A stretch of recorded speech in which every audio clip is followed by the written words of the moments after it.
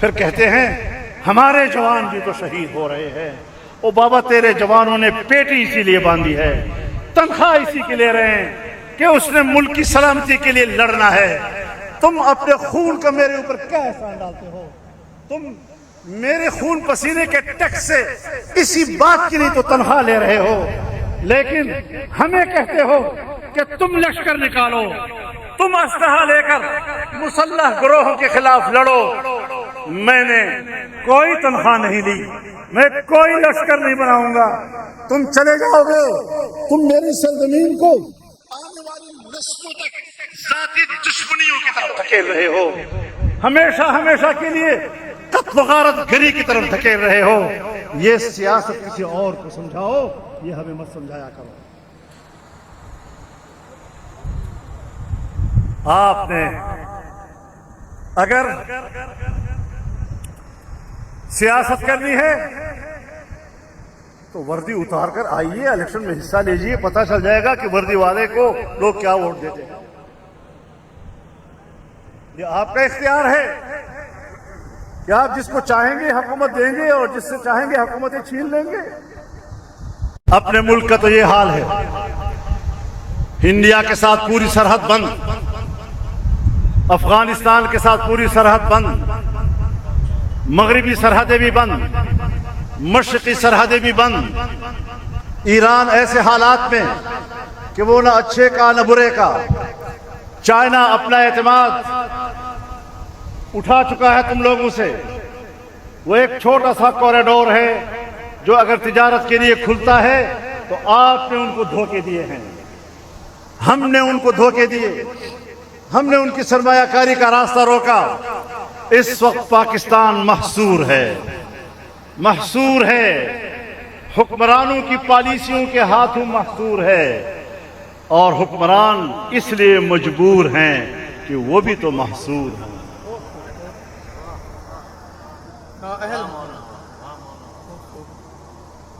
ہم حکمرانوں کی مجبوری کو جانتے ہیں، لیکن یہ کوئی بھی نوزائیدہ نہیں ہے۔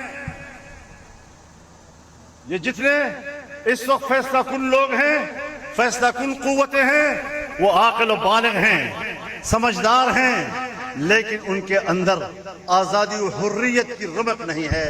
وہ غلامانہ ذہنیت کے حامل ہیں، اور وہ کسی طاقتور ملک کے لیے پروکسی کی جنگ لڑ رہے ہیں، اپنی جنگ نہیں لڑ رہے ہیں۔ اگر تم افغانستان پر اعتراضات کرتے ہو، افغانستان سے مجھے بھی شکایت ہے، لیکن کچھ معاملات ہوتے ہیں جو طاقت سے حل نہیں ہوا کرتے، وہ سفارتی عمل سے حل ہوا کرتے ہیں، ڈپلومیسی سے حل ہوا کرتے ہیں۔ میں الیکشن سے پہلے گیا، جمعیت علماء کا موقر وفد لے کر ایک ہفتے میں تمام معاملات حل کر کے آ گیا۔ یہاں میں نے رپورٹ کیا، میری داد تقسیم کی گئی کہ آپ نے زبردست کامیابی حاصل کی، لیکن پھر الیکشن میں اسی کے بعد یہ ہے رواداریوں کا صلاح۔ ہم ملک کے لیے کیا کرنا چاہتے ہیں، ہم ملک کو کس طرح مشکلات سے نکالنا چاہتے ہیں۔ شاید آپ نوجوانوں کو یاد نہ ہو، 2003 میں جب مشرف کی حکومت تھی، ہندوستان پاکستان کے تعلقات اس حد تک کشیدہ ہو گئے کہ ہماری زمینی رابطے ختم، ہمارے فضائی رابطے ختم، ہمارے فضائیں ان کی پروازوں کے لیے اور ان کی فضائیں ہمارے پروازوں کے لیے بند۔ وہاں کا ہمارا ہائی کمیشن، یہاں ان کا ہائی کمیشن، ایک سٹینوگرافر چلایا کرتا تھا، مکمل خالی ہو گئے تھے۔ اس وقت جمعیت علماء کا وفد گیا، 4 ارکان پر مشتمل ہمارا وفد گیا، میں ساتھ تھا۔ ہم نے وہاں 10 دن گزارے، تمام پارٹیوں سے ہم نے بات کی، اور 10 دن کے بعد واپس ہوئے۔ 4-5 مہینوں کے بعد تعلقات بحال کر دیا۔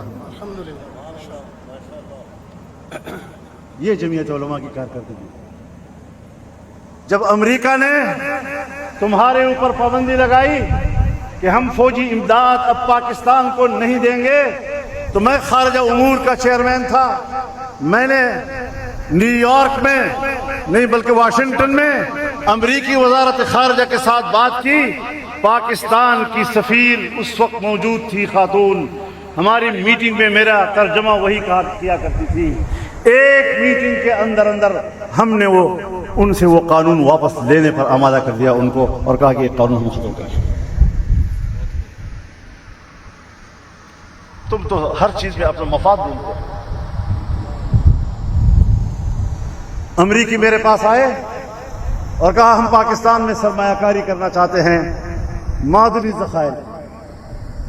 ہم نے کہا کہ سرمایہ کاری سے بے نیاز تو خود امریکہ بھی نہیں ہے, سرمایہ کاری سے بے نیاز تو روس بھی نہیں ہے, چائنا بھی نہیں ہے. ملٹی نیشنل کمپنیاں پوری دنیا میں کام کرتی ہیں, پیسہ لگاتی ہیں.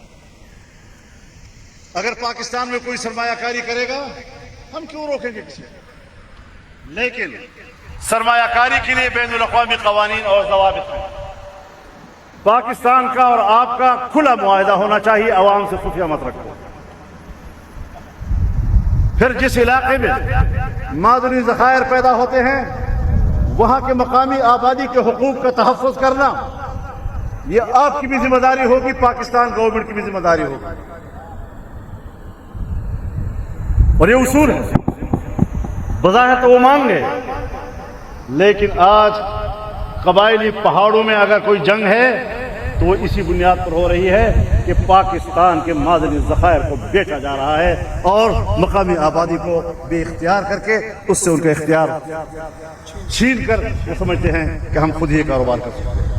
نہیں, یہ پاکستان کے بچوں کی ملکیت ہے, یہ ان علاقے کے بچوں کی ملکیت ہے.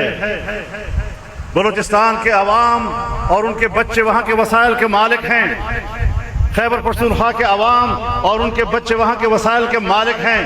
پنجاب اور پنجاب کے عوام اور ان کے بچے پنجاب کے وسائل کے مالک ہیں. سندھ کے عوام وہاں کے وسائل کے مالک ہیں. کسی کا کوئی مائی کا لال ان کے حقوق پر ڈاکہ نہیں ڈال سکتا, اور اگر ڈالا جائے گا تو پھر یہی بے چینیاں آئیں گی جو آج وہاں سندھ میں ہیں, وہی بے چینیاں جو آج بلوچستان میں ہیں, وہی بے چینیاں جو خیبر پختونخوا میں ہیں, اور یہی بے چینیاں کل پنجاب میں اتر سکتی ہیں. ہم پاکستان کو ایک پرامن ملک دیکھنا چاہتے ہیں. ہم پاکستان کو محبت اور اخوت دینا چاہتے ہیں. جمعیت علماء نے نفرتوں کی سیاست کے ساتھ مقابلہ کیا ہے, فرقہ وارانہ نفرتوں کے ساتھ, لسانی نفرتوں کے ساتھ, علاقائی نفرتوں کے ساتھ, قومی نفرتوں کے ساتھ ہم نے لڑائی لڑی ہے اور الحمدللہ ہم کامیاب ہوئے ہیں. آج بھی یہ جنگ جمعیت لڑ رہی ہے میدان میں. اگر ہماری فوج سمجھتی ہے کہ ہم جنگ لڑ رہے ہیں, ہاں آپ لڑ رہے ہوں گے پہاڑوں میں, لیکن میدانوں میں اگر نظر آ رہی ہے تو جمعیت علماء نظر آ رہی ہے. یہاں پر سٹیج پر باتیں ہوئی پنجاب کے زمیندار کی, پنجاب کے کسان کی, پنجاب کے مزدور کی. میں پاکستان کے پنجاب کے کسان کو پیغام دینا چاہتا ہوں, میں پنجاب کے مزدور کو پیغام دینا چاہتا ہوں, آپ بے فکر ہو جائیے. وڈیروں کا, چودھریوں کا, سرداروں کا بھوت اپنے سروں سے اتار لیجئے. یہ جنگ جمعیت علماء اسلام لڑے گی. اگر تیرے گریبان میں کسی طاقتور کا ہاتھ پڑا, جمعیت علماء اس ہاتھ کو توڑ کر رکھ دے گی. اگر کسی جابر نے آپ کے گلے میں ہاتھ ڈالا, اس جابر کا ہاتھ توڑ دیا جائے گا.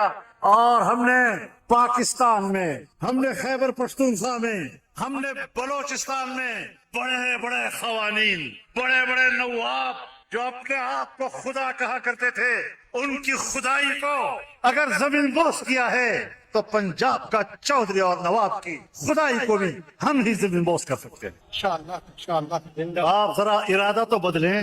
پاکستان کا اور پنجاب کا کسان ذرا اپنی رائے تو بدلے, اپنے اندر خودداری تو پیدا کرے. یہ لوگ تھانے کی سیاست کرتے ہیں, یہ لوگ پولیس سے مل کر تمہیں گرفتار کراتے ہیں, تھانوں میں پولیس کے ہاتھوں تمہاری تذلیل کرتے ہیں, اور پھر تذلیل کرنے کے بعد تھانے آ جاتے ہیں اور کہتے ہیں صحیح ہے تو ہمارا بندہ ہے, اس کو رہا کر.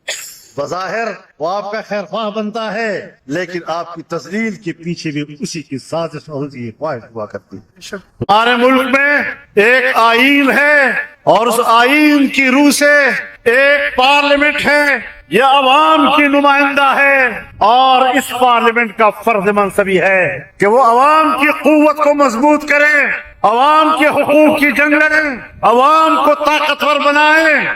لیکن آج ہماری پارلیمنٹیں وہ مقتدرہ کی قوت میں اضافہ کر رہے ہیں اور عوام کو کمزور بنا رہے ہیں۔ پاکستان کے عوام آج کوئی اختیار نہیں رکھتا، پاکستان کے عوام ووٹ ڈالتا ہے لیکن عوام کا ووٹ منظر عام پر نہیں آتا، پتہ نہیں کہاں غائب ہو جاتا۔ گلگت میں الیکشن ہوا اور ایک پولنگ اسٹیشن پر جہاں جمعیت علماء کے بارے میں کہا جاتا ہے کہ جیت رہا تھا، اس کے بکسے دریا میں ڈال دیے گئے۔ اب بتاؤ دریا میں بکسے کہاں ڈھونڈیں، ووٹ کہاں سے گنے؟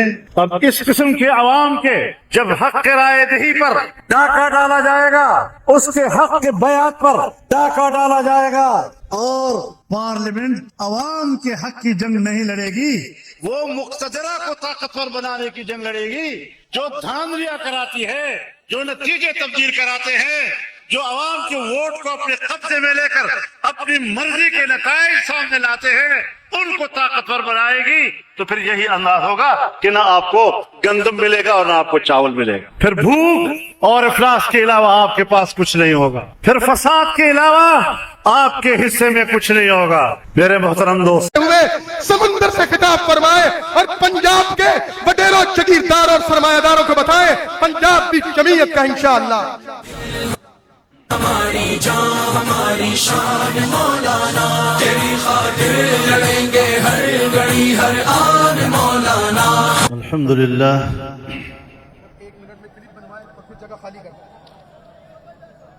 الحمد لله وكفى وسلام على عباده الذين اصطفى، لا سيما على سيد الرسل وخاتم الأنبياء وعلى آله وصحبه ومن بهديه مهتدى. أما بعد، فأعوذ بالله من الشيطان الرجيم. بسم الله الرحمن الرحيم. يا أيها الذين آمنوا إن تطيعوا الذين كفروا يردوكم على أعقابكم فتنقلبوا خاسرين، بل الله مولاكم وهو خير الناصرين. صدق الله العظيم. جناب صدر محترم، حضرات علماء کرام، مشائخ اعظام، بزرگان ملت، میرے جوانوں، میرے بھائیوں اور بہنوں،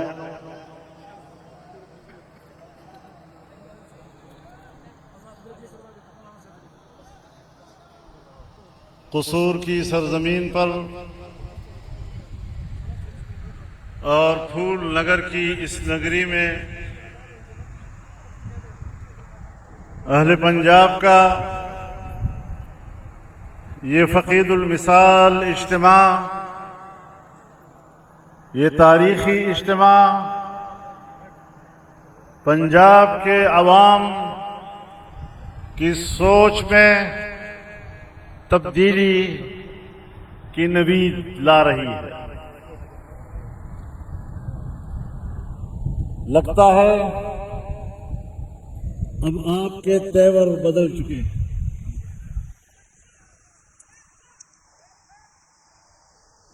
میرے محترم دوستو، آپ کو یہ معلوم ہونا چاہیے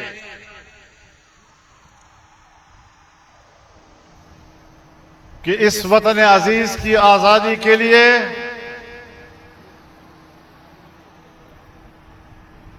آپ کی پشت پر 200 سالہ تاریخ ہے۔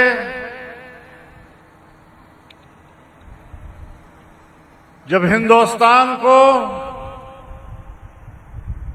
انگریزی حکومت سے آزادی دلانے کے لیے ہمارے اکابر نے اسے دارالحرب قرار دیا تھا، جہاد کا آغاز کیا تھا۔ ایک صدی تک برصغیر میں علماء لڑتے رہے، بے سر و سامانی کے عالم میں لڑتے رہے،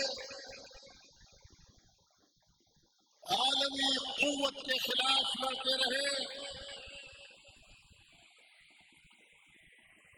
اپنی جدوجہد میں انہوں نے کوئی کمی نہیں چھوڑی۔ آنے والی نسلوں کو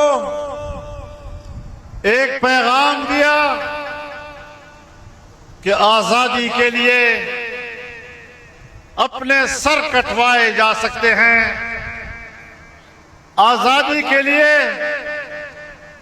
سولی قبول ہو سکتی ہے، آزادی کے لیے توپوں کے آگے کھڑے ہونا قبول ہو سکتا ہے، لیکن فرنگی کی غلامی کسی قیمت پر ہمارے لیے قابل قبول نہیں ہے۔ سنو، آپ ان اکابر کی اولاد ہیں، آپ کی یہ تاریخ ہے غیرت و حمیت سے بھرپور، آپ کا یہ نسب نامہ ہے، اور آج اپنے اکابر کا آپ کے اوپر قرض ہے کہ اپنی آزادی و حریت کے لیے میدان عمل میں ان کی آرزوؤں کو پورا کریں، ان کی روحوں کو تسلی اور سکون عطا کریں۔ جب تک برصغیر کی قیادت،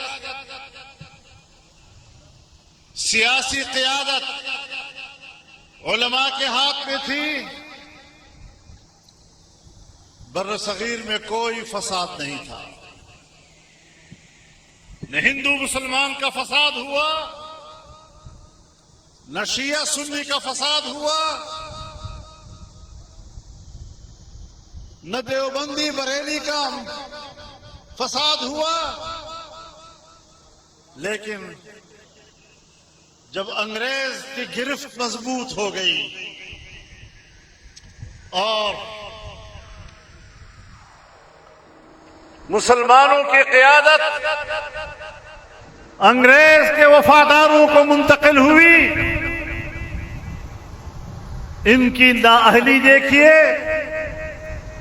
یا ان کی بدنیت ہی دیکھیے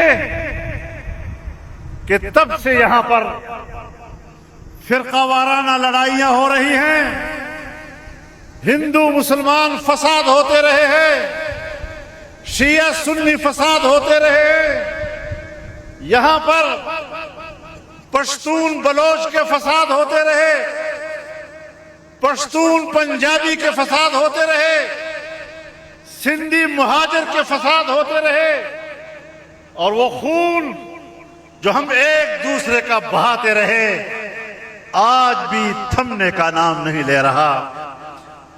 آج بھی ہر طرف خون بہہ رہا ہے، لیکن آپ کو تسلی دینا چاہتا ہوں، دنیا پر واضح کر دینا چاہتا ہوں کہ تم لاکھ انسانی حقوق کے علمبردار کا دعویٰ کرو، تم لاکھ کہو کہ ہم تو انسانیت کے حقوق کی بات کرتے ہیں، لیکن پاکستان کے 78 سالہ زندگی میں اگر فرقہ واریت کے فتنے کو شکست دی ہے تو جمعیت علماء نے دی ہے، اگر لسانیت کے فتنے کو شکست دی ہے تو جمعیت علماء نے دی ہے، اگر قومیتوں کو لڑانے اور ان کے درمیان نفرتیں پیدا کرنے کی سیاست کو شکست دی ہے تو جمعیت علماء نے دی ہے، اور اگر کسی نے خون بہا کر مقاصد حاصل کرنے کی کوشش کی، خون ریزی کی سیاست کو اگر شکست دی ہے تو جمعیت علماء نے دی ہے، اور انشاءاللہ یہ پاکستان ہم امریکہ کے قبضے میں نہیں جانے دیں گے، ہم دوبارہ انگریز کے قبضے میں نہیں جانے دیں گے، ہم یورپ کے قبضے میں نہیں جانے دیں گے۔ ہم اسے آزاد ریاست دیکھنا چاہتے ہیں، ہم اسے خوشحال ریاست دیکھنا چاہتے ہیں۔ یہاں پر سٹیج پر باتیں ہوئی پنجاب کے زمیندار کی، پنجاب کے کسان کی، پنجاب کے مزدور کی۔ میں پاکستان کے پنجاب کے کسان کو پیغام دینا چاہتا ہوں، میں پنجاب کے مزدور کو پیغام دینا چاہتا ہوں، آپ بے فکر ہو جائیے، وڈیروں کا، چودھریوں کا، سرداروں کا بھوت اپنے سروں سے اتار لیجئے۔ یہ جنگ جمعیت علماء اسلام لڑے گی۔ اگر تیرے گریبان میں کسی طاقتور کا ہاتھ پڑا، جمعیت علماء اس ہاتھ کو توڑ کر رکھ دے گی۔ اگر کسی جابر نے آپ کے گلے میں ہاتھ ڈالا، اس جابر کا ہاتھ توڑ دیا جائے گا۔ اور ہم نے پاکستان میں، ہم نے خیبر پختونخوا میں، ہم نے بلوچستان میں بڑے بڑے قوانین، بڑے بڑے نواب جو اپنے آپ کو خدا کہا کرتے تھے، ان کی خدائی کو اگر زمین بوس کیا ہے تو پنجاب کا چودھری اور نواب کی خدائی کو بھی ہم ہی زمین بوس کر سکتے ہیں۔ آپ ذرا ارادہ تو بدلیں، پاکستان کا اور پنجاب کا کسان ذرا اپنی رائے تو بدلے، اپنے اندر خودداری تو پیدا کرے۔ یہ لوگ تھانے کی سیاست کرتے ہیں، یہ لوگ پولیس سے مل کر تمہیں گرفتار کراتے ہیں، تھانوں میں پولیس کے ہاتھوں تمہاری تذلیل کرتے ہیں، اور پھر تذلیل کرنے کے بعد تھانے آ جاتے ہیں اور کہتے ہیں صحیح ہے تو ہمارا بندہ ہے، اس کو رہا کرو۔ بظاہر وہ آپ کا خیر خواہ بنتا ہے، لیکن آپ کی تذلیل کے پیچھے بھی اسی کی سازش اور اسی کی خواہش ہوا کرتی ہے۔ تو میرے محترم دوستو، ندیم صاحب سپیکر کو ذرا دیکھیں، پیچھے آواز نہیں ہے۔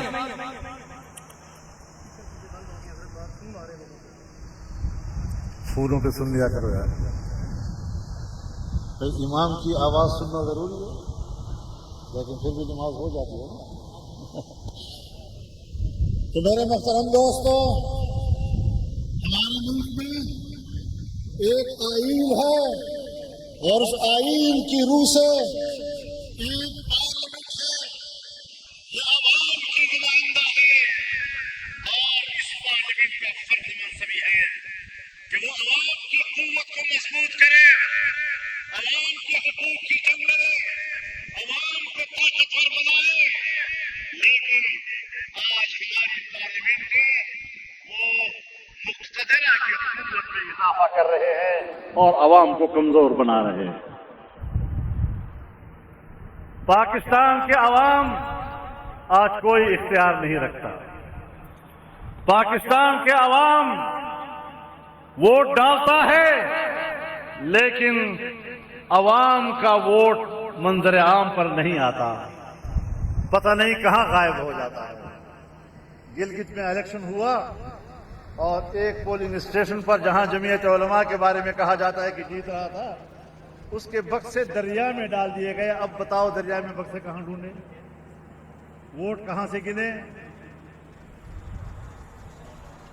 اب اس قسم کے عوام کے جب حق کے رائے دہی پر ڈاکہ ڈالا جائے گا، اس کے حق کے بیعت پر ڈاکہ ڈالا جائے گا، اور پارلیمنٹ عوام کے حق کی جنگ نہیں لڑے گی، وہ مقتدرہ کو طاقتور بنانے کی جنگ لڑے گی، جو دھاندلیاں کراتی ہے، جو نتیجے تبدیل کراتے ہیں، جو عوام کے ووٹ کو اپنے قبضے میں لے کر اپنی مرضی کے نتائج سامنے لاتے ہیں، ان کو طاقتور بنائے گی تو پھر یہی انداز ہوگا کہ نہ آپ کو گندم ملے گا اور نہ آپ کو چاول ملے گا. پھر بھوک اور افلاس کے علاوہ آپ کے پاس کچھ نہیں ہوگا. پھر فساد کے علاوہ آپ کے حصے میں کچھ نہیں ہوگا. میرے محترم دوستو، یہ بڑے اہل لوگ ہیں، حکومتیں کر رہے ہیں، ان کا بھی اندر کہتا ہے کہ ہم واقعی جیتے ہوئے ہیں اس لیے حکومت کر رہے ہیں. یہ حکومتیں کر رہے ہیں تبھی تو عوام کا اعتماد نہیں ہے. عوام ٹیکس نہیں دے رہے. اور یہ آج کی بات نہیں ہے. پاکستان کا عوام اس وقت سے ٹیکس نہیں دے رہا جب اس سرزمین پر انگریز کی حکومت تھی. بر صغیر کا باشندہ وہ یہ سمجھ رہا تھا کہ میں جو بھی ٹیکس ادا کروں گا وہ انگریز کی گرفت کو مضبوط کرے گا. غلامی کی رسیاں اور کسی جائیں گی. یہ انگریز کے مفاد میں جائے گا. انگریز اپنی طاقت کے لیے میرے ٹیکس کو استعمال کرے گا. پاکستان بن گیا. ہونا یہ چاہیے تھا کہ حکمرانوں پر اعتماد ہوتا، لوگ ان کو ٹیکس ادا کرتے، لوگ ٹیکس چوری نہ کرتے. 78 سال ہو گئے ہمارے ملک کے حکمران عوام کے اندر اعتماد بحال نہیں کر سکے.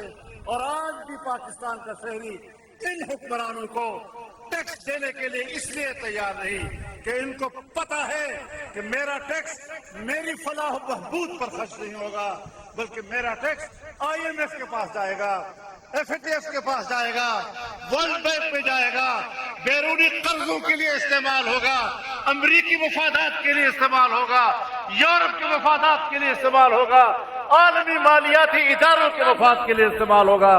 جب پاکستان کا شہری یہ سمجھے گا کہ میرا پیسہ، میرا ٹیکس وہ میرے مفاد کے لیے استعمال نہیں ہو رہا، وہ کیوں کر آپ کو ٹیکس ادا کرے گا؟ پھر گلا کرتے ہو کہ لوگ ٹیکس نہیں دے رہے. ہمارے ملک کی آبادی بڑھ گئی ہے، لیکن آج مہنگائی کا کیا صورتحال؟ پیٹرول کہاں پہنچ گیا ہے؟ بجلی کی قیمت کیا ہے؟ ہندوستان میں بھی بجلی لوگ لیتے ہیں، بنگلہ دیش میں بھی، چائنا میں بھی، افغانستان میں بھی، ایران میں بھی، انڈونیشیا میں بھی، ملائیشیا میں بھی. پورے خطے میں بجلی کی قیمت نہیں بڑھ رہی تو پاکستان کی سرزمین پر بجلی نہیں کی عوام کو سن دی جا رہی. تم سے پاکستان کا امن سنبھالا جا سکتا ہے، نہ تم سے پاکستان میں معیشت ٹھیک ہو رہی ہے. سامنے کی بنیاد پر حکومت کرو گے نا، ایسے تو آپ عوام میں نہیں ہے. پھر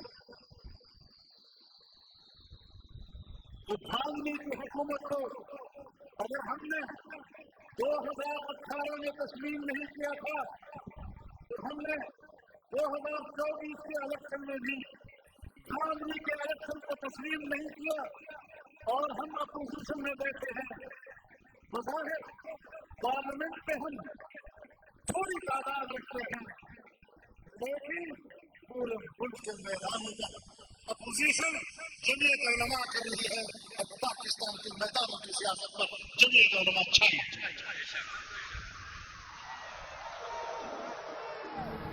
میرے محترم دوستو، اب یہ سفر چل پڑا ہے. ناجائز حکومتیں قبول نہیں ہیں اور مقتدرہ سے بھی کہنا چاہتا ہوں کہ آپ بھی کوئی غیر نہیں ہیں، آپ بھی ہمارے پاکستانی ہیں، آپ بھی ہمارے کلمہ گو بھائی ہیں، لیکن ملک کے اندر رہنا ہے تو میرے لیے بھی ایک دائرہ ہے. مجھے اپنے دائرے سے باہر نہیں جانا چاہیے. پارلیمنٹ کا بھی ایک دائرہ ہے، ہر محکمے کا ایک دائرہ اختیار ہے، اسی طرح فوج کا بھی ایک دائرہ اختیار ہے، فوج کی بھی ایک ذمہ داری ہے۔ اپنی ذمہ داری پہ نظر رکھو، ملک اجڑ رہا ہے۔ خیبر پختونخوا میں آج کوئی حکومت نہیں ہے، اور میں وہاں سے آیا ہوں۔ میں بتانا چاہتا ہوں پنجاب کے لوگوں کہ مغرب کا سورج غروب ہونے کے بعد صبح سورج کے طلوع ہونے تک پولیس اپنے تھانے سے باہر نہیں آتی، اور جب پولیس تھانے سے باہر نہیں آئے گی تو پھر سڑکیں مسلح گروہوں کے سپرد ہوں گی، پھر سڑکیں اور راستے ڈاکوؤں کے رحم و کرم پر ہوں گے۔ آپ کی حاکمیت کو میں اپنے صوبے میں جانتا ہوں، تمہاری کوئی حکومت نہیں ہے، تم صرف دارالحکومتوں میں اپنے بڑے بڑے بنگلوں کے اندر بیٹھے ہوئے ہو، ٹانگ پہ ٹانگ ڈال کر سمجھتے ہو کہ ہم حکمران ہیں۔ کم از کم میرے صوبے میں تمہاری کوئی حکومت نہیں ہے۔ اور یہ بات سن لو، دل کے کان کھول کے سن لو، یہ حقائق ہیں۔ میں کوئی سٹیج پر خطابت نہیں دکھا رہا ہوں۔ بلوچستان میں، بلوچ علاقوں میں بغاوتیں تھیں، پورا بلوچ علاقہ پاکستان کے اختیار سے نکل چکا تھا۔ آج بھی وہاں پر پاکستان حکومت کی کوئی رٹ موجود نہیں ہے، لیکن ہم تو بلوچ علاقے کو رو رہے تھے، اب تو پشتون علاقہ بھی خون میں نہا رہا ہے۔ پشتون علاقے میں ہم نے 2-3 دن کے اندر 50 سے زیادہ لاشیں وصول کی ہیں۔ ہم نے بازاروں میں ایک ہی کام کیا کہ اپنے پیاروں کے لیے کفن خرید سکیں، ہم نے صرف ایک ہی کام کیا کہ اپنے پیاروں کے جنازے پڑھ سکیں۔ یہ کیا پاکستان کی عوام کی قسمت میں ہے کہ ہم نے یہاں پر خون دے کر وقت گزارنا ہے؟ نہ میرا بچہ اسکول پڑھنے کے لیے گھر سے باہر نکل سکتا ہے، نہ میرے صوبے کا غریب انسان روزی مزدوری کے لیے گھر سے باہر جا سکتا ہے، اور اگر گھر سے باہر نکلتا ہے وہ اپنے آپ کو محفوظ نہیں سمجھتا۔ پھر کہتے ہیں ہمارے جوان بھی تو شہید ہو رہے ہیں۔ او بابا، تیرے جوانوں نے پیٹی اسی لیے باندھی ہے، تنخواہ اسی کے لے رہے ہیں کہ اس نے ملک کی سلامتی کے لیے لڑنا ہے۔ تم اپنے خون کا میرے اوپر کیا احسان ڈالتے ہو؟ تم میرے خون پسینے کے ٹیکس سے اسی بات کی نہیں تو تنخواہ لے رہے ہو، لیکن ہمیں کہتے ہو کہ تم لشکر نکالو، تم اسلحہ لے کر مسلح گروہوں کے خلاف لڑو۔ میں نے کوئی تنخواہ نہیں لی، میں کوئی لشکر نہیں بناؤں گا۔ تم چلے جاؤ گے، تم میری سرزمین کو آنے والی نسلوں تک ذاتی دشمنیوں کی طرف دھکیل رہے ہو، ہمیشہ کے لیے قتل و غارت گری کی طرف دھکیل رہے ہو۔ یہ سیاست کسی اور کو سمجھاؤ، یہ ہمیں مت سمجھایا کرو۔ آپ نے اگر سیاست کرنی ہے تو وردی اتار کر آئیے، الیکشن میں حصہ لیجئے، پتہ چل جائے گا کہ وردی والے کو لوگ کیا ووٹ دیتے ہیں۔ یہ آپ کا اختیار ہے کہ آپ جس کو چاہیں گے حکومت دیں گے اور جس سے چاہیں گے حکومتیں چھین لیں گے۔ اور پھر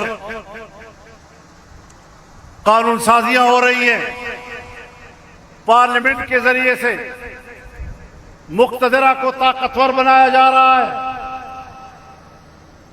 اور پنجاب میں ایک نیا قانون آ رہا ہے یا آ چکا ہے، آدھی مجرم کا نیا قانون آ رہا ہے۔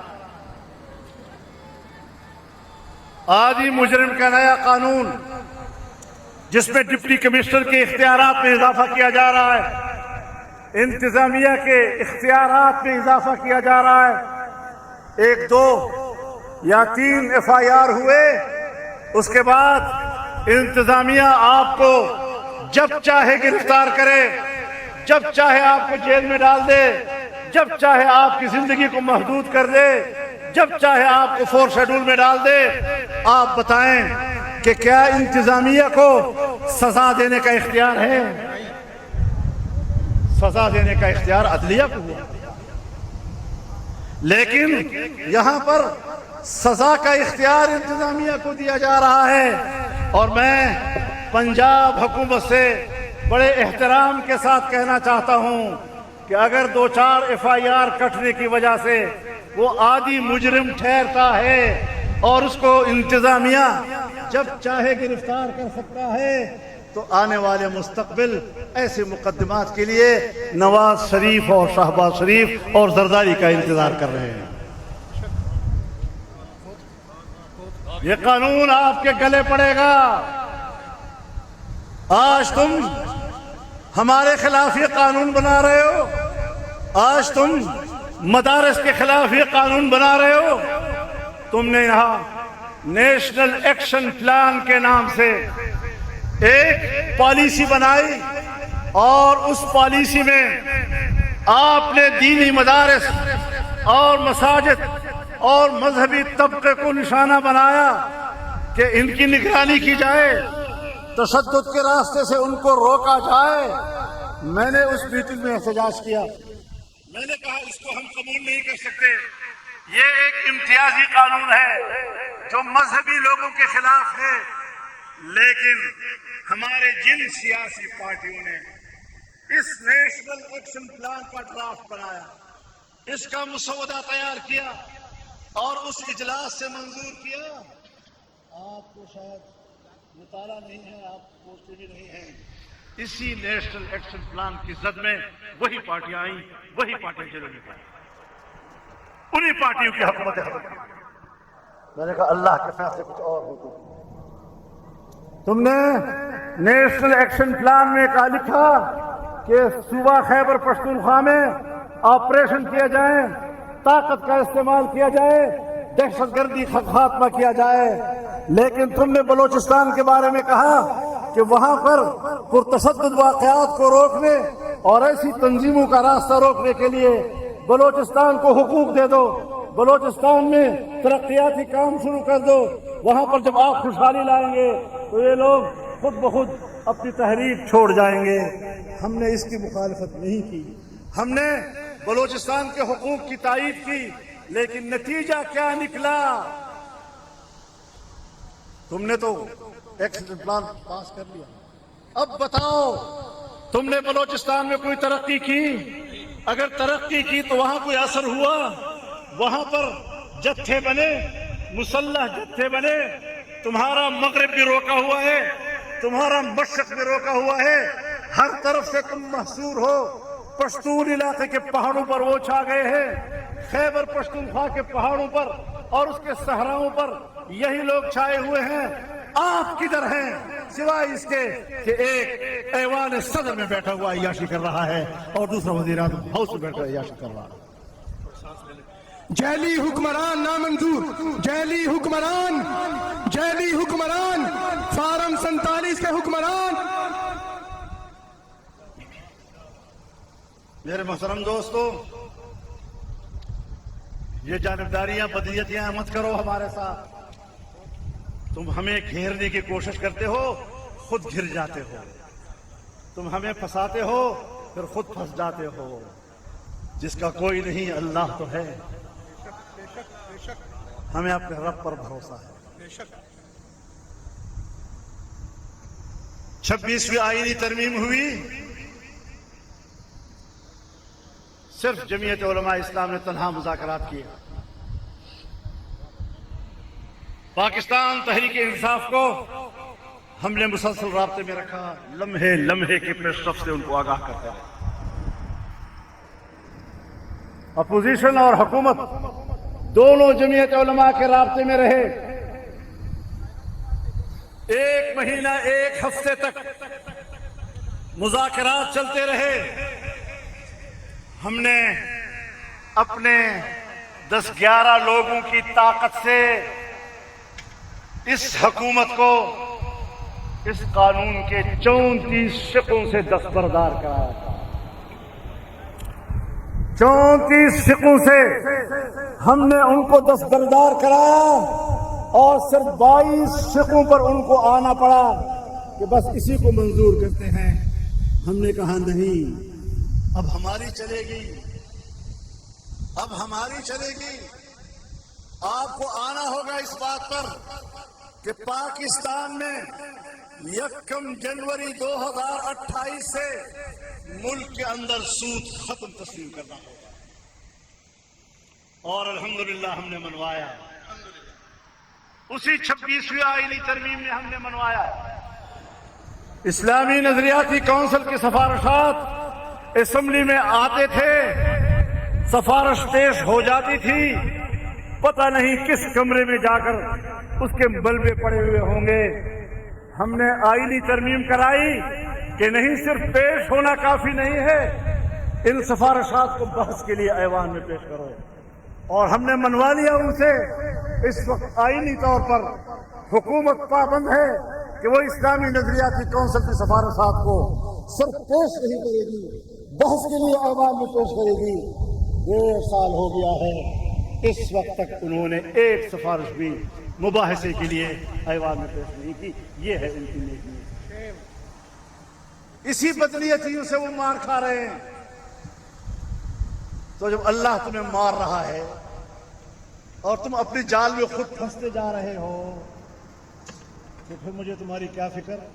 میں نے تو صرف اللہ کی طرف رجوع کرنا ہے. اور اس نے ہمیں سرخرو کیا. جس محاذ پر ہم گئے ہیں اللہ نے ہمیں سرخرو کیا. وفاقی شرعی عدالت کا بینچ اور وفاقی شرعی عدالت کے بینچ کا جج اپنے بینچ کا چیف جسٹس نہیں بن سکتا تھا. ہم نے ترمیم کرائی کہ اسلام کے شریعت بینچ کا اپنا جج اس کا چیف جسٹس بنے گا.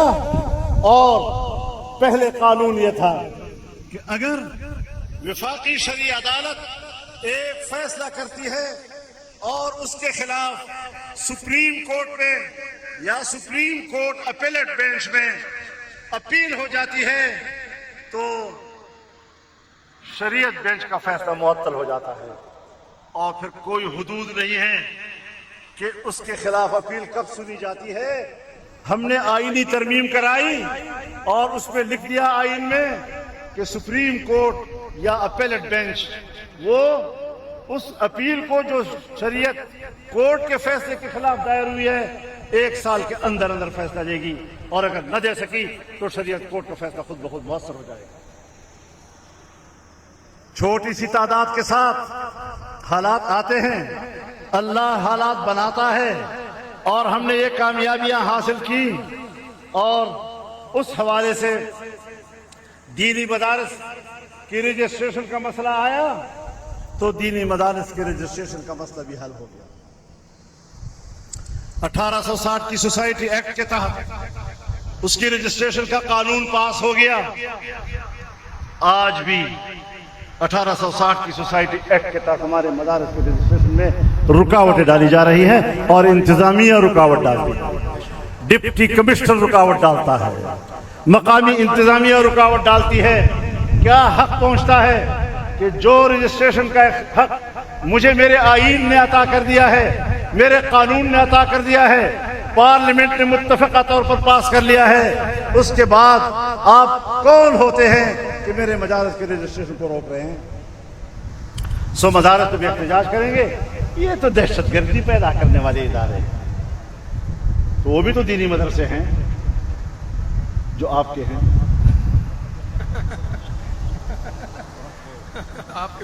وہ بھی تو دینی مدرسے ہیں جو آپ کے ہیں. ان کے لیے تحفظات کیوں نہیں؟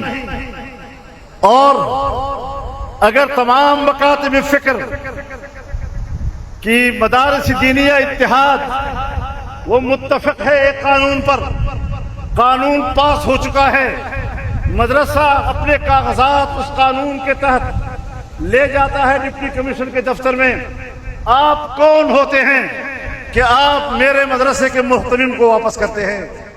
آپ ان کو کہتے ہیں نہیں فلانی جگہ پر قانون رجسٹریشن کراؤ، بھئی ہم جہاں بھی رجسٹریشن کرائیں گے ہوں گے تو ہم دینی مدرسہ، لیکن ایک طرف آپ کہتے ہیں رجسٹریشن کراؤ اور ایک طرف ہم کہتے ہیں کہ ہم یہاں سے رجسٹریشن کرانا چاہتے ہیں، یہ اختیار ہمیں قانون نے دیا ہے، تم میرے اس اختیار کو مجھ سے کیسے چھین سکتے ہو؟ تو بدنیتی ہوئی یا نہیں ہوئی؟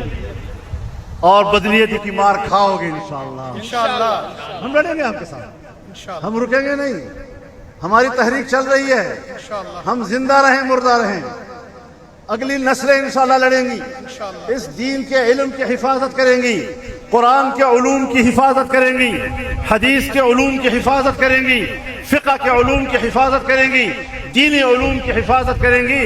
یہ راستہ میرے اکابر نے کھولا ہے، تمہارا باپ بھی اس راستے کو بند نہیں کر سکتا۔ انشاءاللہ۔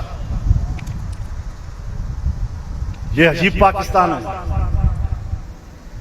یہاں پر ایک قانون پاس ہوا، 18 سال سے کم عمر کا کوئی جوان نکاح نہیں کر سکے۔ اب آپ علماء کرام ہیں، آپ جانتے ہیں کہ شرعی طور پر کس عمر میں لڑکا یا لڑکی جوان ہوتے ہیں، اور جب جوان ہو جاتے ہیں تو ان کو باہمی طور پر نکاح کرنے کا حق حاصل ہو جاتا ہے۔ لیکن یہاں قانون بنایا گیا کہ 18 سال سے کم عمر کا نکاح نہیں ہوگا۔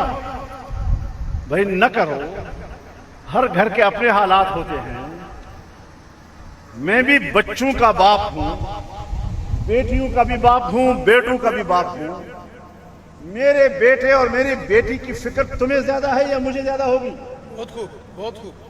کب کس عمر میں رشتہ ملتا ہے، کس عمر میں ازدواجی تعلق بنتا ہے، یہ تو ہر گھر کے اپنے حالات ہوتے ہیں۔ آپ مجھ پہ جبر کر رہے ہیں کہ آپ نے 18 سال سے اگر کم عمر میں نکاح کیا اور یہ نوجوان لڑکا اور لڑکی اکٹھے ہوئے تو اس کو زنا بالجبر تصور کیا جائے گا۔ لعنت ہو تمہارے اس تصور پر، لعنت ہو تمہارے اس انسانی حقوق کے تصور پر۔ یہ سوچ ہے جو تمہاری ہے؟ مسلمان کلمہ گو ہو کر تمہیں شرم نہیں آتی ایسی بات کرتے ہوئے؟ اور مشرف کے زمانے میں ایک آئینی ترمیم ہوئی تھی حقوق نسواں کے نام سے، اس میں زنا بالرضا کے لیے سہولتیں مہیا کی گئی۔ میں نے کہا یہ عجیب پاکستان ہے، یہ عجیب اسلامی جمہوریہ پاکستان ہے کہ جس میں زنا کے لیے سہولتیں مہیا کی جا رہی ہیں اور جائز نکاح کے لیے مشکلات پیدا کی جا رہی ہیں۔ میری بات سمجھ میں آ رہی ہے یا نہیں؟ یہ وہ جنگ ہے جو ہم پاکستان میں لڑ رہے ہیں۔ کیا اس لیے پاکستان بنا تھا؟ کیا اس لیے اسلام کا نعرہ لگایا گیا تھا؟ کیا اس لیے بر صغیر کے 10 کروڑ مسلمانوں نے قربانیاں دی تھی؟ کیا اس دن کے لیے میری بہنوں نے اور میری بیٹیوں نے اپنے عزت قربان کر کے یہ وطن حاصل کیا تھا؟ تمہیں ان کی عزتوں سے حیا نہیں آئی، تمہیں ان جوانوں کے خون سے حیا نہیں آئی جس نے اس ملک کے لیے قربانیاں دی، جانیں دی، آزادی کے لیے سولی کے پھندے چومے۔ اور ایک انگریز لکھتا ہے کہ ہم نے ایک عالم دین سے تنہا پوچھا کہ تم صرف زبانی کہہ دو کہ تحریک آزادی سے میرا کوئی تعلق نہیں تھا، ہم آپ کی سزا ابھی معاف کرتے ہیں۔ کہتا ہے 50,000 علماء کو ہم نے توپ سے اڑا دیا، ایک بھی اس بات کے لیے تیار نہیں ہوا کہ وہ یہ کہہ دے کہ میرا آزادی کی تحریک سے تعلق نہیں تھا۔ ہم ان قربانیوں کی تاریخ کے امین ہیں، اور تم ہمیں سمجھتے کیا؟ بہت خوب۔ جاگیردار طبقہ انگریز نے پیدا کیا، مفاد پرست طبقہ اسی نے پیدا کیا، اور آج کون ہے جو اس کو تحفظ دے رہا ہے؟ میں نہیں بتاؤں گا۔ جو طاقت اسی جاگیردار اور اسی سرمایہ دار طبقے کے جبر کو تحفظ دے رہا ہے، اس کے اقتدار کو تحفظ دے رہا ہے. میں نہیں کہوں گا، خود سمجھ لو کہ انگریز کا یہاں پر نائب کون ہے اور اس کا جانشین کون.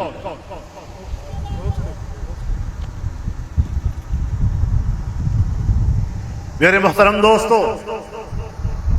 اپنے ملک کا تو یہ حال ہے، انڈیا کے ساتھ پوری سرحد بند، افغانستان کے ساتھ پوری سرحد بند، مغربی سرحدیں بھی بند، مشرقی سرحدیں بھی بند. ایران ایسے حالات میں کہ وہ نہ اچھے کا نہ برے کا. چائنا اپنا اعتماد اٹھا چکا ہے تم لوگوں سے. وہ ایک چھوٹا سا کوریڈور ہے جو اگر تجارت کے لیے کھلتا ہے تو آپ نے ان کو دھوکے دیے ہیں، ہم نے ان کو دھوکے دیے، ہم نے ان کی سرمایہ کاری کا راستہ روکا.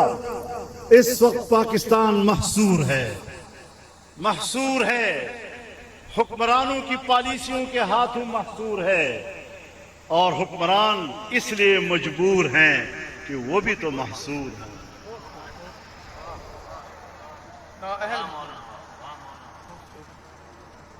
ہم حکمرانوں کی مجبوری کو جانتے ہیں، لیکن یہ کوئی بھی نوزائیدہ نہیں ہے. یہ جتنے اس وقت فیصلہ کن لوگ ہیں، فیصلہ کن قوتیں ہیں، وہ عاقل و بالغ ہیں، سمجھدار ہیں، لیکن ان کے اندر آزادی و حریت کی رمق نہیں ہے. وہ غلامانہ ذہنیت کے حامل ہیں اور وہ کسی طاقتور ملک کے لیے پروکسی کی جنگ لڑ رہے ہیں، اپنی جنگ نہیں لڑ رہے ہیں. اگر تم افغانستان پر اعتراضات کرتے ہو، افغانستان سے مجھے بھی شکایت ہے، لیکن کچھ معاملات ہوتے ہیں جو طاقت سے حل نہیں ہوا کرتے، وہ سفارتی عمل سے حل ہوا کرتے ہیں، ڈپلومیسی سے حل ہوا کرتے ہیں. میں الیکشن سے پہلے گیا، جمعیت علماء کا موقر وفد لے کر ایک ہفتے میں تمام معاملات حل کر کے آ گیا. یہاں میں نے رپورٹ کیا، میری داد تحسین کی گئی کہ آپ نے زبردست کامیابی حاصل کی، لیکن پھر الیکشن میں اسی جماعت کو نشانہ بنایا گیا. یہ ہے ان کی رواداریوں کا صلہ. ہم ملک کے لیے کیا کرنا چاہتے ہیں؟ ہم ملک کو کس طرح مشکلات سے نکالنا چاہتے ہیں؟ شاید آپ نوجوانوں کو یاد نہ ہو، 2003 میں جب مشرف کی حکومت تھا، ہندوستان پاکستان کے تعلقات اس حد تک مشکل ہو گیا کہ ہمارے زمینیں واپس ہو گیا، ہمارے فضائل واپس ہو گئے، ہمارے فضائل کی تقاضی کے لیے ان کی خدائے ہمارے فضائل کے لیے بند. وہاں کا ہمارا ہائی کمیشن، یہاں ان کا ہائی کمیشن، ایک اسٹینوگراف چلایا کرتا تھا، مکمل خالی ہو گیا. اس وقت جمعیت علماء کا وفد گیا، 4 ارکان پر مشتمل ہمارا وفد گیا، میں ساتھ تھا. ہم نے وہاں 10 دن گزارے، تمام پارٹیوں سے ہم نے بات کی اور 10 دن کے بعد واپس ہوئے. 4-5 مہینوں کے بعد تعلقات بحال کر دیے. یہ جمعیت علماء کی کہتے ہیں.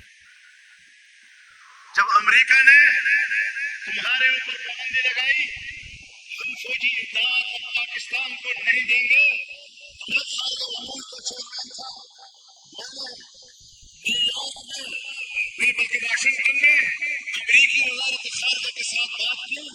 پاکستان کی سفیر اس وقت موجود تھی خاتون، ہماری میٹنگ میں میرا ترجمہ وہی کیا کرتی تھی. ایک میٹنگ کے اندر ہم نے ان سے وہ قانون واپس لینے پر آمادہ کر دیا ان کو، اور کہا کہ یہ قانون ہم ختم کر چکے. تم تو ہر چیز میں اپنا مفاد دیں گے.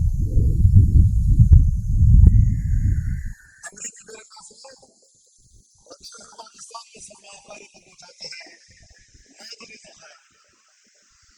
ہم نے کہا کہ سرمایہ کاری سے بے نیاز تو خود امریکہ بھی نہیں ہے، سرمایہ کاری سے بے نیاز تو روس بھی نہیں ہے، چائنا بھی نہیں ہے. ملٹی نیشنل کمپنیاں پوری دنیا میں کام کرتی ہیں، پیسہ لگاتی ہیں. اگر پاکستان میں کوئی سرمایہ کاری کرے گا، ہم کیوں روکیں گے کسی کو؟ لیکن سرمایہ کاری کے لیے بین الاقوامی قوانین اور ضوابط ہیں. پاکستان کا اور آپ کا کھلا معاہدہ ہونا چاہیے، عوام سے خفیہ مت رکھیں. پھر جس علاقے میں معدنی ذخائر پیدا ہوتے ہیں وہاں کے مقامی آبادی کے حقوق کا تحفظ کرنا یہ آپ کی بھی ذمہ داری ہوگی، پاکستان گورنمنٹ کی بھی ذمہ داری ہوگی. اور یہ اصول ہے، بظاہر تو وہ مان لے، لیکن آج قبائلی پہاڑوں میں اگر کوئی جنگ ہے تو وہ اسی بنیاد پر ہو رہی ہے کہ پاکستان کے معدنی ذخائر کو بیچا جا رہا ہے اور مقامی آبادی کو بے اختیار کر کے اس سے ان کا اختیار چھین کر وہ سمجھتے ہیں کہ ہم خود ہی کاروبار کر سکتے ہیں. نہیں، یہ پاکستان کے بچوں کی ملکیت ہے، یہ ان علاقے کے بچوں کی ملکیت ہے.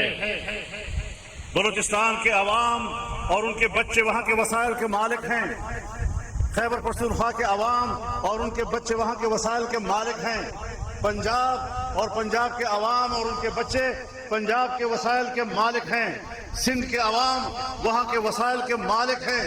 کسی کا کوئی مائی کا لال ان کے حقوق پر ڈاکہ نہیں ڈال سکتا، اور اگر ڈالا جائے گا تو پھر یہی بے چینیاں آئیں گی جو آج وہاں سندھ میں ہیں، وہی بے چینیاں جو آج بلوچستان میں ہیں، وہی بے چینیاں جو خیبر پختونخوا میں ہیں، اور یہی بے چینیاں کل پنجاب میں اتر سکتی ہیں. ہم پاکستان کو ایک پرامن ملک دیکھنا چاہتے ہیں. ہم پاکستان کو محبت اور اخوت دینا چاہتے ہیں. جمعیت علماء نے نفرتوں کی سیاست کے ساتھ مقابلہ کیا ہے، فرقہ وارانہ نفرتوں کے ساتھ، لسانی نفرتوں کے ساتھ، علاقائی نفرتوں کے ساتھ، قومی نفرتوں کے ساتھ ہم نے لڑائی لڑی ہے اور الحمدللہ ہم کامیاب ہوئے ہیں. آج بھی یہ جنگ جمعیت لڑ رہی ہے میدان میں. اگر ہماری فوج سمجھتی ہے کہ ہم جنگ لڑ رہے ہیں، ہاں آپ لڑ رہے ہوں گے پہاڑوں میں، لیکن میدانوں میں اگر نظر آ رہی ہے تو جمعیت علماء نظر آ رہی ہے، جو عوام کے اندر خود اعتمادی پیدا کر رہی ہے. اس ملک کو بچانے کے لیے ایک کشمیر رہ گیا تھا کہ جو پرامن تھا، آج وہ کشمیر ابل رہا ہے. انڈین کشمیر ہمارے ہاتھ سے نکل چکا تھا، اب ہمارے ہاتھ سے اپنا کشمیر نکل رہا ہے. اور جب فاٹا کو ضم کیا جا رہا تھا صوبے میں تو ہم چیخ رہے تھے کہ بھائی یہ غلطی مت کرو، ابھی اس طرح کے حالات نہیں ہیں، ابھی انضمام مت کرو. اگر تم نے انضمام کیا اور فاٹا کے عوام سے پوچھا نہیں تو یاد رکھو ہندوستان کشمیر کو ہڑپ کر لے گا. فاٹا کی خصوصی حیثیت، اس کی آئینی خصوصیت، اس کی قانونی خصوصیت اگر آپ وہاں کے عوام سے پوچھے بغیر ختم کریں گے تو کشمیر کی خصوصی حیثیت وہ عوام سے پوچھے بغیر انڈیا ہڑپ کر دے گا. وہی ہوا. آج فاٹا نہ فاٹا ہے نہ سیٹل. آج وہی لوگ جو کل فاٹا کے انضمام کی تحریک چلا رہے تھے اور آگے بڑھ کر کہتے تھے کہ فاٹا کے عوام کا مفاد صوبے کے ساتھ انضمام میں ہے، آج وہی آل پارٹیز کانفرنس بلا رہے ہیں کہ آئیں سوچیں، ہم سے تو ٹیکس لیے جا رہے ہیں، ہم سے تو وعدے کچھ اور ہوئے تھے اور ہوا کچھ اور ہمارے ساتھ. تو ہم نے کہا جمعیت تو اس وقت کہہ رہی تھی کہ مت کرو ایسا. اس وقت ہم چیخ رہے تھے اور میں یہ بھی کہہ رہا تھا یہ انضمام امریکہ کے دباؤ پہ ہو رہا ہے. اور اب میں آرمی چیف سے کہنا چاہتا ہوں کہ جو امریکہ کے دباؤ پر فاٹا کا انضمام کر رہا تھا وہ شخصیت آپ ہی کے آستین کا سانپ ہے. اپنے آستین میں ڈھونڈیے، یہ آپ کے آستین میں یہ سانپ میں مل جائے گا. جس نے مجھے کہا کہ اگر ہم نہیں کریں گے امریکہ ہمیں ہڑپ کر جائے گا، تو اپنے سے کہتے رہے ہم تو آزادی سے بات کر رہے ہیں. کوئی آزادی سے بات نہیں ہو رہی تھی. تو تو اس تمام صورتحال میں جمعیت علماء نے ہمیشہ بڑے اصول کی سیاست کی ہے، پاکستان میں نظریاتی سیاست کی ہے، پاکستان کے مفادات کی سیاست کی ہے، پاکستان کے عوام کے درمیان وحدت کی سیاست کی ہے، اسے ایک قوم بنانے کی سیاست کی ہے، اور اگر ملک کو بگاڑا ہے، نفرتیں پیدا کی ہے، اس کے لیے ماحول بنایا ہے، ہم ذمہ دار نہیں ہیں، اس کے ذمہ دار آپ لوگ۔ اپنی صفوں کا کھوج لگائیے، ہماری طرف شک کی نگاہ سے مت دیکھیے۔ ہم باہمی خود اعتمادی چاہتے ہیں، لیکن ہم اپنی بات کریں گے۔ تم غلط قانون سازی کرو گے تو اس پر ہم گرفت کریں گے۔ تم نے 27ویں آئینی ترمیم پاس کی، جو کچھ 26ویں آئینی ترمیم میں تم نے مان لیا تھا، اس کو دوبارہ تم نے وہی حرکت کی، اور جو وہاں رہ گیا تھا تم نے وہی حرکت دوبارہ کی۔ اس طرح تو نہیں ہوتا، ایک مہینے پہلے آپ کی سوچ اور، ایک مہینے کے بعد پھر آپ کی سوچ اور۔ تو باتیں بہت ہیں، کس کس بات کو رویا جائے، کس کس بات کو رویا جائے۔ کبھی آہ لب پہ میں چل گئی، کبھی اشک آنکھ سے ڈھل گئے، یہ تمہارے غم کے چراغ ہیں، کبھی بجھ گئے کبھی جل گئے۔